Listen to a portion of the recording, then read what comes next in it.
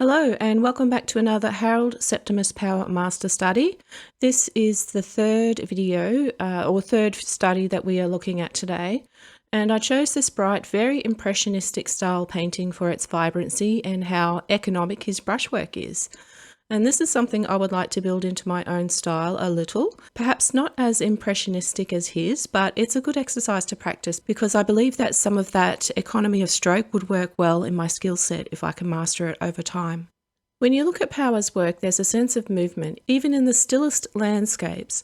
It comes from the fact that he didn't just paint what was there, he painted his reaction to it as well. And the drive to create likely started when he was 14 and ran away to the bush to paint the Australian countryside and animals.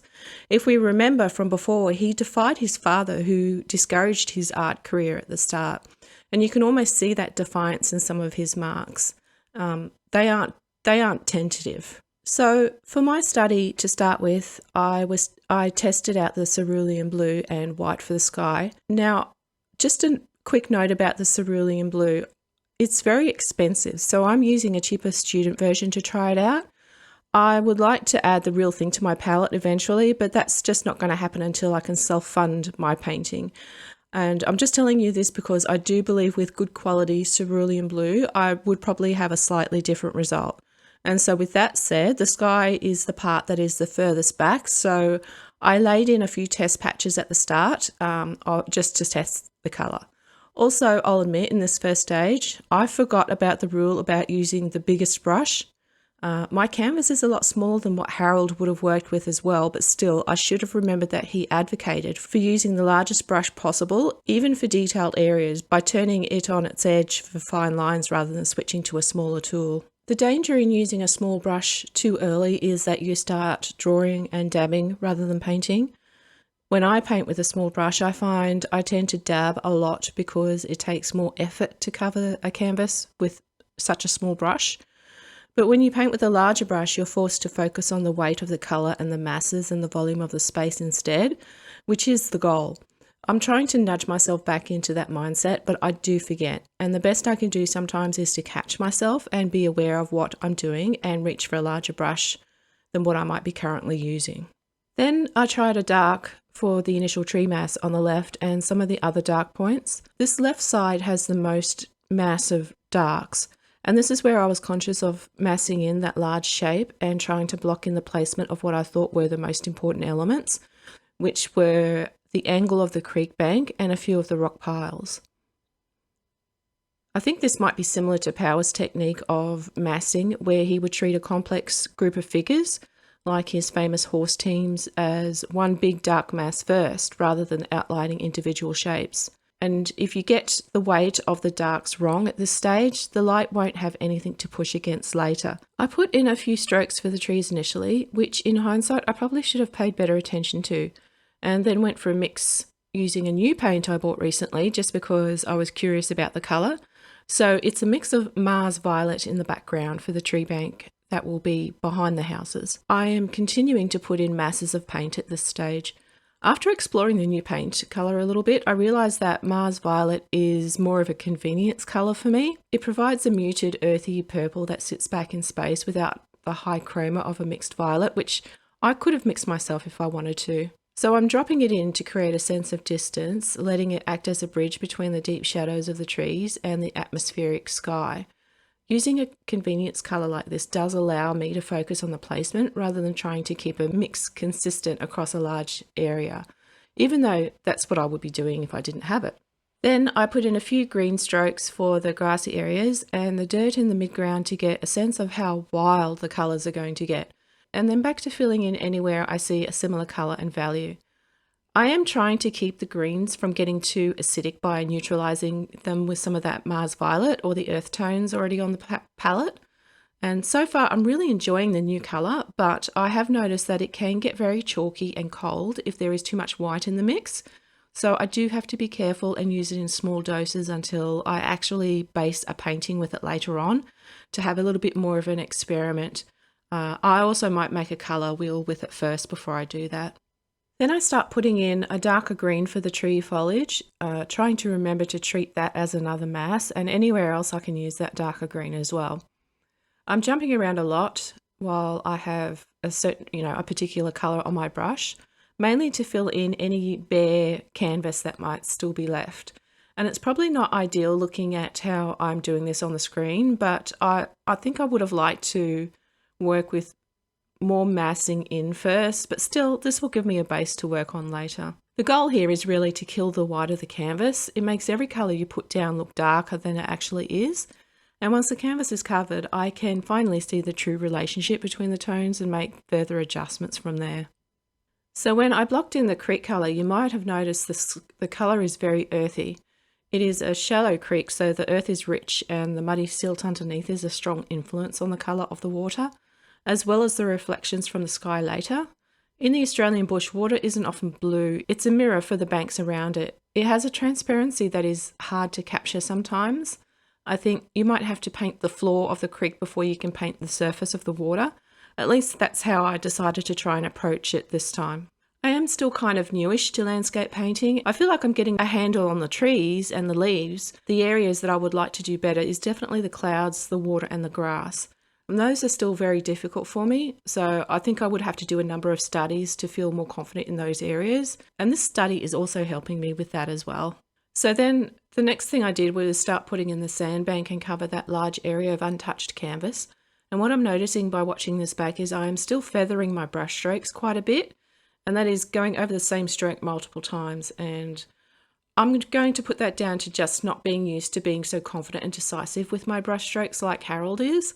After all, he has had a lifetime of experience since he was 14. I do have times where I am aware of it and I try to consciously make a brush stroke, but most of the time I wasn't really aware of how much I was still doing it. I believe that this will come with time and more painting. And remember, critics often praised Power's bravura work, noting that he appeared to never hesitate or tap away at the canvas once he began.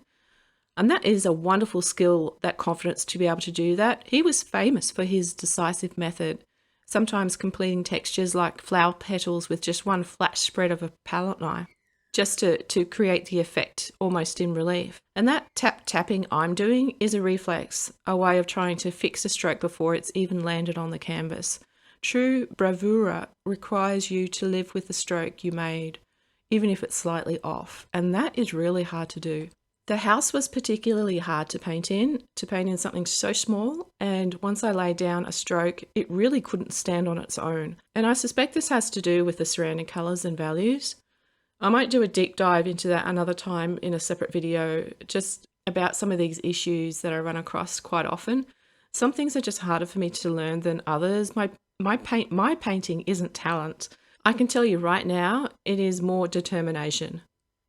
And the struggle with the house is essentially a value problem. I think if the wall of the house isn't significantly lighter or darker than the trees behind it, it just disappears into that mass.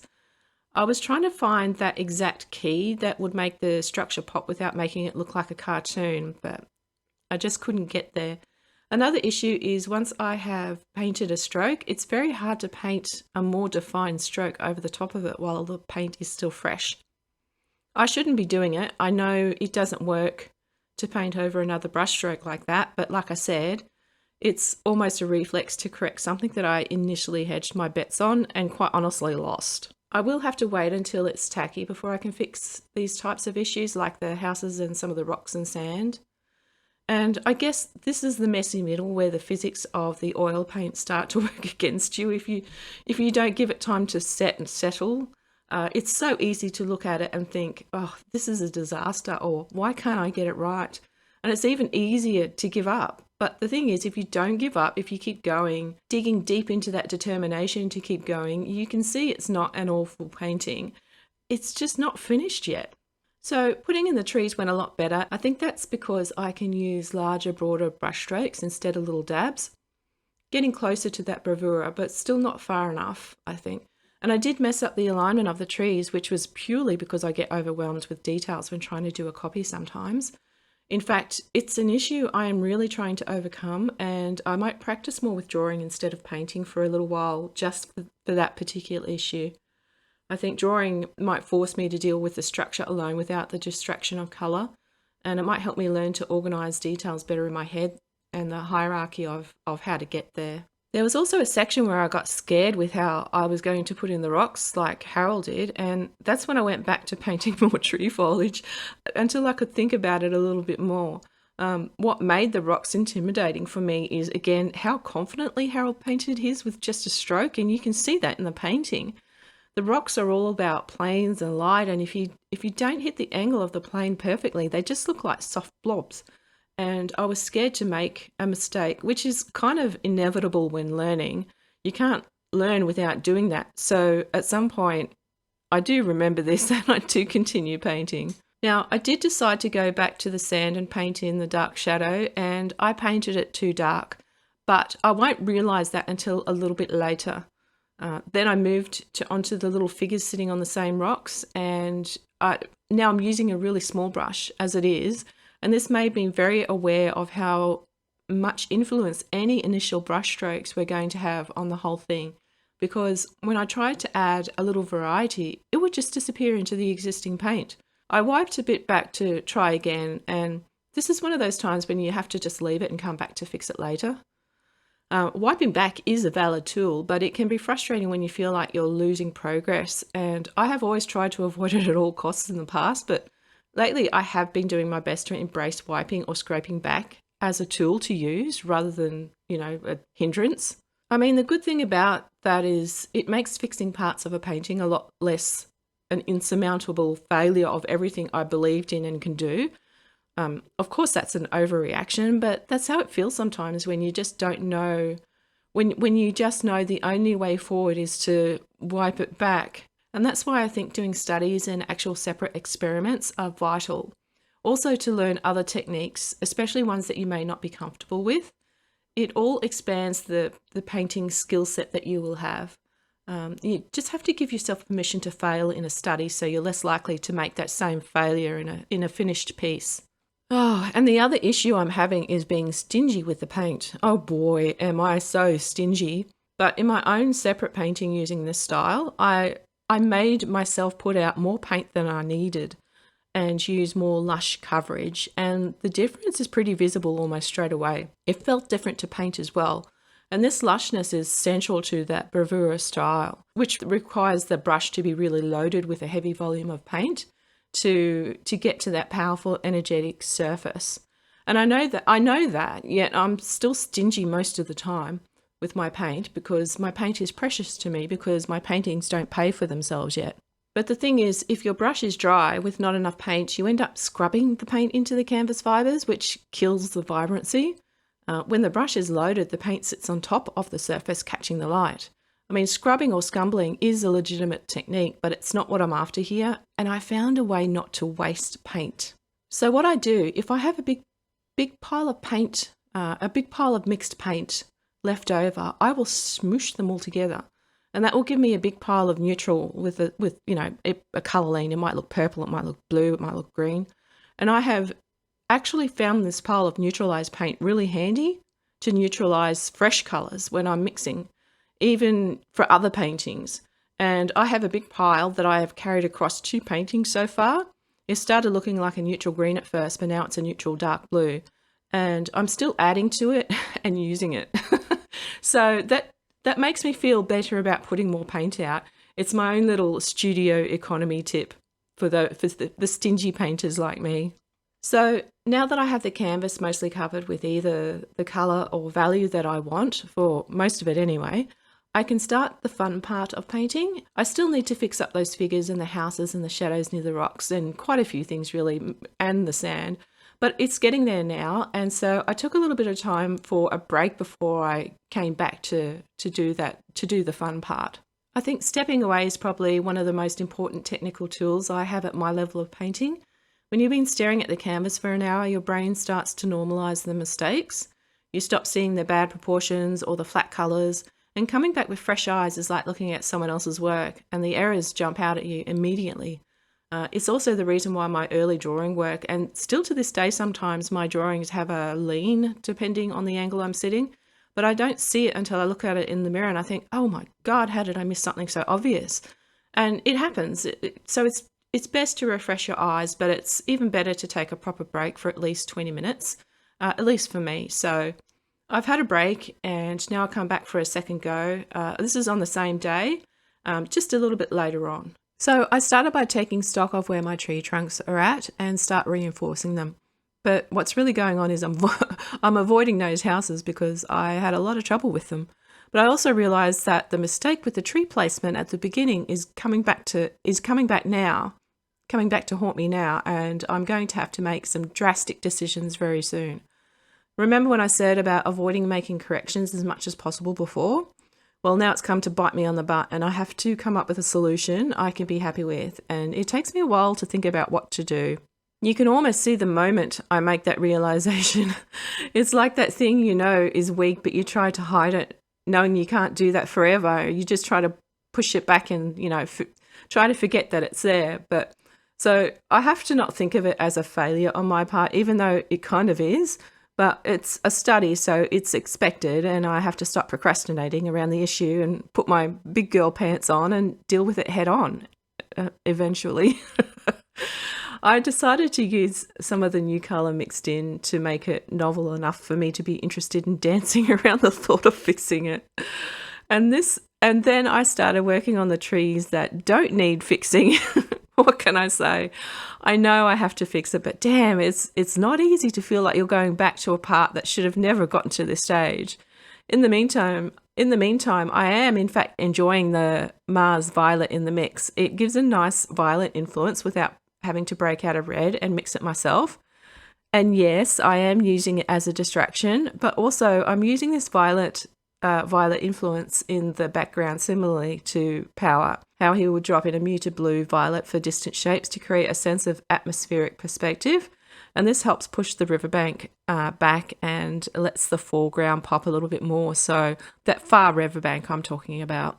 So this tree I'm working on with the light Mars Violet is the tree that should be standing on its own, but it's not.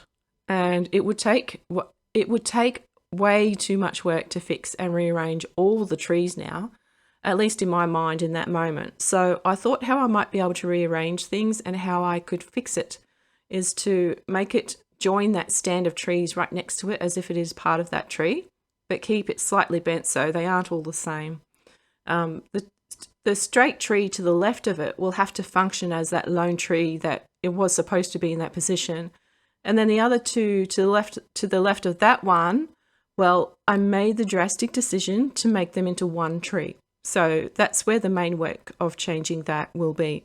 But remember, even in master paintings, you can sometimes see where an artist has made a change in the angle of a hand or arm or something else. So, it's okay. Anyway, so let's see how that goes. But before that, let's take a mild distraction to the dark mess of the trees and anywhere else. It felt like I was getting ready for doing some sort of pseudo surgery on these trees. And I just can't jump in cold turkey. I have to ease into it.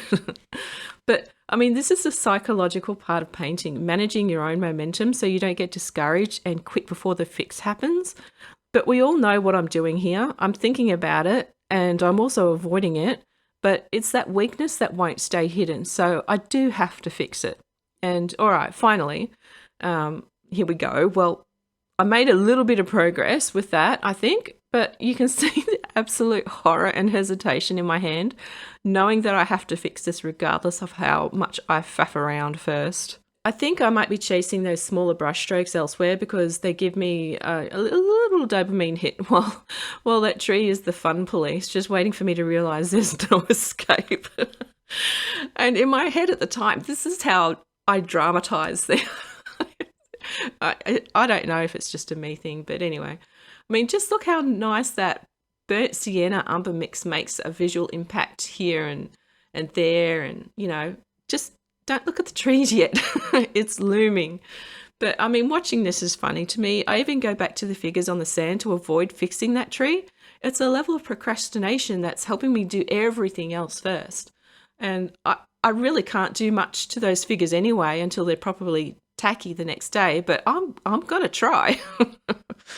I mean, the figures are so small that any wet in wet work just turns them into a smudge. And I'm hoping that by adding just a tiny bit of value contrast, I can suggest a person without having to paint the face. There's no chance of a face appearing that small anyway. Besides, in the original, the face is not well defined, so it would attract too much attention if it was. Okay, so how do I actually fix that tree?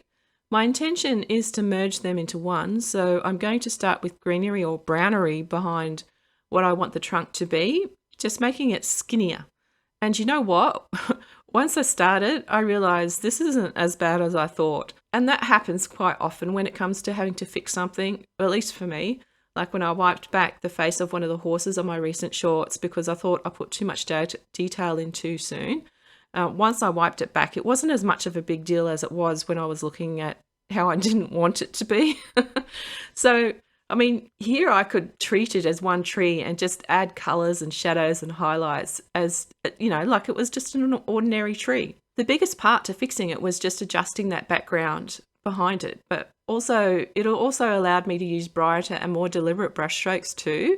Well, sometimes anyway, but I'm trying to use Power's trick of utilizing negative shapes, like the light of the background visible between, you know, the tree trunks to suggest detail rather than outlining every branch or piece explicitly. When you paint the hole between the branches or the trees, it creates itself. So that's what I'm using to fix that tree that's on the, well, kind of left to the middle. Besides, Power's core belief was that art is not interpretation, it is creation. He argued that reproducing a tree exactly as it is mere photography, whereas the artist's job is to make it a symbol, to give it atmosphere and to give it life. So I'll think of it that way for now, and I'm creating a tree symbol, a tree symbol that serves the composition rather than being a slave to the reference. So I think from here on out, I'm just exploring with bolder brushstrokes when I remember, and I just bounce around the painting again, adding sky holes and more dabs here and there, and even working some more on the background behind the houses to make it more lively. I am trying to make my little strokes count, but it was hard to see the difference at the time. And I have to say that using impressionist brushstrokes the best that I can at this stage is still really fun, but it's a slow process. Well, painting as a whole is, unless you're going for that quick alla prima work that some people can do in 20 minutes, that is definitely not me. Painting is normally an exercise in building patience as much as anything else, I believe. And patience is definitely something I struggle with anyway, but it's only recently that I'm really coming to realise how much further I can go if I just be a little patient and not try to finish everything in one go. I often come back with a better vision or a plan on what I want to do to a painting when I step back for a few hours or even a day or so, or several. I know I can make a good painting if I give myself time to sit with it, even a little. So that is something I am going to be working towards, as well as some other areas that I feel I need more work and practice from my side. I think the one sitting myth is something I'm trying to unlearn. Some of the best masters took months, even years, to let a painting breathe between sessions. And besides, once I have more experience, perhaps then I'll be able to reduce a subject enough for a proper alla prima painting attempt.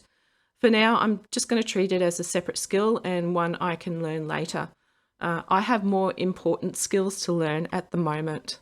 So when I do more studies and exercises, I will try to take you along as best I can with more hopefully shorter videos about specific exercises and processes and breakdowns of specific fundamentals in painting and drawing. So I do hope you stick around for that, even though I'm not as consistent as I would like to be. I am working on it as best I can as one person doing everything. I have one more master study or copy to show you, and season 2 will wrap up with a showcase of all the studies and my final thoughts on what I learned and what I would like to work on next. And then I will take a month or so break to work on those aspects before choosing another master, so you might see those videos in between. If anyone is watching has a suggestion on who to look at from the 19th century masters, leave a comment and I will take a look and see if it might be suitable for season 3. I'm looking for a painter who can help us bridge the gap between this loose impressionism style and a more solid representational realism. So that's where I want to head next. I'm actually even thinking of trying out doing a proper underpainting and drawing and bringing a painting up from that level as well. It's something that I haven't really tried because I do my drawing on the painting. I don't do any planning beforehand. So So to finish up this painting, I reinforce the parts that are now working, and I start putting more life into the colours and temperatures and the parts that should shimmer like the water with that muddy colour and the blue sky reflections. And I'm even trying to incorporate a version of Power's famous colour recipe for highlights, using shadows of blue and reflected lights of yellow to give the scene that signature vibrant light that he's able to create.